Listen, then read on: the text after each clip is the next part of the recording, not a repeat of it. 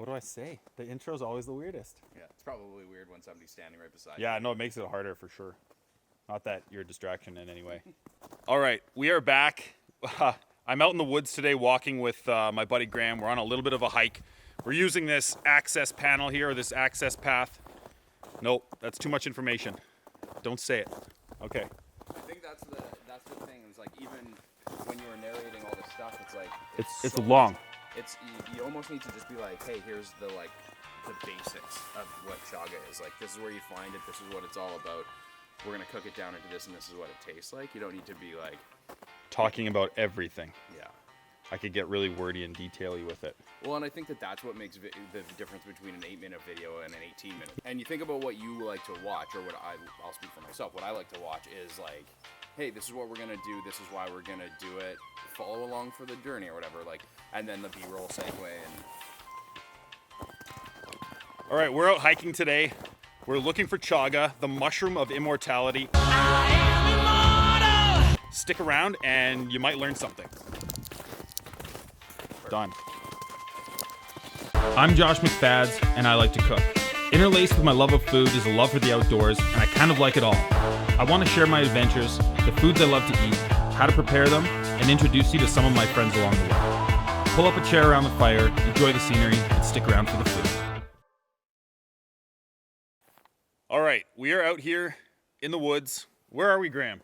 What's that? An undisclosed location. Yeah, so we're in an undisclosed forested area somewhere in the province of Manitoba, and today Graeme and we decided to come out here and do a few things, but one of the things we wanted to do is bring you on a chaga hunting adventure. So you can find it in the winter. It's weird to be mushroom hunting in the winter months, I know, but you can find it in the winter. It's actually easier to find in the winter as long as you can navigate through the woods, through the deep snow, and it grows in cold climates. So we want to be able to take the chaga mushroom, harvest some, create a drink for you guys that is, what are we thinking? Whiskey based or? Yeah, I want to see what it tastes like before I come up with something. But yeah, I'm thinking the earthy notes might make a lot of sense with an American whiskey. Okay, so hopefully we heard that. We're talking about this. What we want to do is make a syrup. So the simple syrup is going to be a decoction, like a tea made out of the mushroom, and we'll add sugar to it, boil it down, and it'll have a really rich chaga flavor, which is very earthy.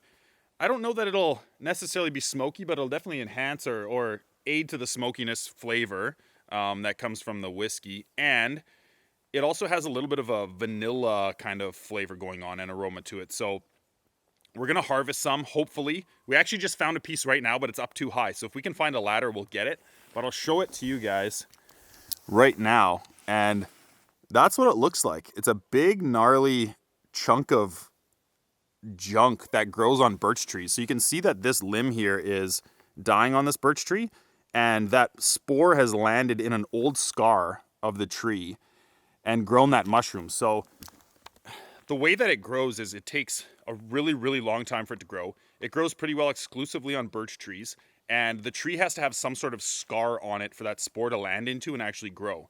So a scar being like if another tree hit that birch tree, caused a gash in it to open, well, now it's susceptible. And there's even an opportunity when a limb falls off of a tree or breaks, now it's susceptible to having chaga. Did you see that run by? What was that? I miss it. It was like a fox or a deer or something. Just scooted through the woods. I think we're surrounded. Someone heard that we're on the chaga bite here. Crazy. So anyway, I can't remember where I was at. But yeah, so it takes a really, really long time for chaga to grow. A piece that's about a softball size could take around 10 years to grow. So it's really slow. It's really woody. It's not like a mushroom like you're thinking where it's soft and spongy ever. It's always really, really hard like wood essentially. So if we can get up there, we'll grab that piece. Typically it doesn't grow that high. It's usually within 10 to 12 feet of the ground, so it's easier to find. But today we're sort of out of luck with this piece, but we found it pretty quick. So we're going to keep on walking through the woods here. We're going to walk through the snow and see if we can find something more. So we'll bring you up to pace when we find something else. Okay, so I just want to explain a little bit as to what it takes to make a chaga hunt successful. And The reality is that moving around a lot and walking through or walking to as many birch trees that you see in the distance as possible is a good thing. So sometimes there's a piece growing on the backside of a tree that you can't see, and it pays to just walk to it and have a look around it, and it might pay off. So what you're looking for, I'll show you a birch tree that's right here. So we've got these kind of paper birch trees going all the way up. You can see the birch trees a long ways away in this mixed forest, right? Because there's pines and spruce all over the place. And what we want to look for is little spots like this where there used to be a branch and maybe chaga has started in that hole, or maybe it's blossomed completely and really started to grow. Here's another prime kind of spot where there's a little bit of a crack in the bark here, and chaga could definitely land in there and start to grow. So I've looked around these trees and haven't really seen anything, but over here we've got a cluster of small birch trees, and I walked around to the back side of them, and if you can see through the woods, or through the brush there's actually a couple black spots, and I'm suspecting that that is chaga. So I'm going to take a walk over there and see what's going on. And yeah, there's actually a really awesome piece right here. So we're going to take these things down. Do you want to try to hike in here so you can see how this works?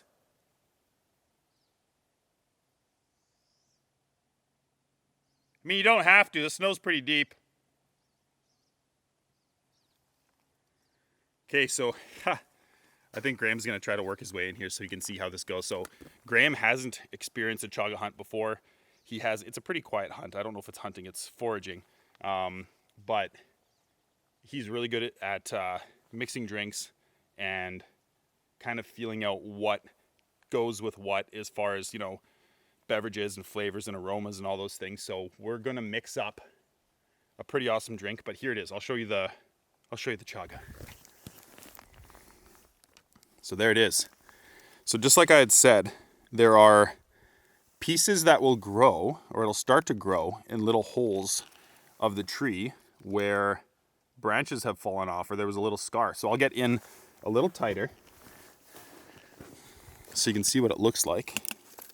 So that's pretty dark. Let's brighten this up a little bit. So there it is. You can see it's not like, let me get rid of these sticks. It's not like the other dark chunks that are on the tree. Like from a distance, you'll see all kinds of dark spots on a birch tree like this, but this is very black. And a lot of the time, just from rainwater hitting it, it'll run orange, sort of yellowy orange stain down the tree. And that's how you can kind of tell that, oh yes, from a distance, that black spot is chaga because there's an orange kind of stained part of the tree below it. So I'm going to set up the tripod and let you guys see how I harvest this stuff. It's fairly straightforward. You want to keep the tree in mind as well where you're doing it. You don't want to hack it all up, but a small hatchet, small knife can sometimes help, but you have to get underneath it and wiggle it free a little bit. So whacking it with a hatchet of some sort is probably the best tool. I've had this forever. This is kind of my handy chaga tool. It's just a less stroud version of some kind of hatchet. The nice thing about this is it's really narrow and it's got this point on it, so it's easy to just chop into things and you can get a pretty accurate hit on it. So yeah, let's set up the tripod and take a look at how we can harvest this stuff. Hi. So you'll see it's kind of tough to get in sometimes, but we want to get the right angles for the camera too. But what you want to do is get a little bit of a whack behind it and it should start to break loose. And it's always safe to keep your hand below where you're chopping. Just kidding, don't do that. So it's nice to kind of just give it a couple whacks and break it away. And now, as you'll see, once it opens up, this dark stuff on the outside is just the exterior, and we've got the yellowy orange rich sort of color in the middle. So we'll finish taking this off. And using that axe for leverage to get underneath it and pop it out. is definitely beneficial. So there it is. You can see there's that color. So what we'll do is we'll trade places here, and I'm going to get Graeme to knock this piece off, the hard piece. And yeah, let's see how he does.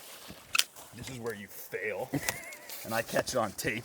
That's where I lose a limb. So did you get all the pieces? I think so. I think there's a little bit left in there, but as a lefty, It's hard to get it. hard to find it in this, so I'm gonna try one more angle here, see if I can keep all my fingers. So yeah, the key is to use an axe that is favorable to your either left or right-handed swinging action. Whatever your preference is. Get an ambidextrous axe for sure. Yeah, and try to do it around trees where they're... Yeah, you want a big cluster where you can't really get in there to swing. So what are you thinking about it? Like, with I guess, fairly limited knowledge, what I've sort of told you about it, like, what are you thinking? There's not really much of an aroma to it. No, it almost looks like the tree was just burnt in that spot. That's what I would think, just looking at it without knowing what I was looking for. Right.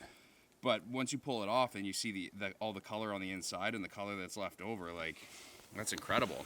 Yeah, like it's a really kind of a cool, the way that it grows is super unique. Yeah. And it keeps that dark crust on the outside and that light stuff on the inside. It all adds to the flavor when you boil it as well. And the properties of what's inside and what's on the outside, they do differ. So I'll leave some links below that you guys can look at and read more information, just so I don't misquote anything or give you anything, tell you something stupid. But this is literally the mushroom of immortality. We're using it to make awesome beverages.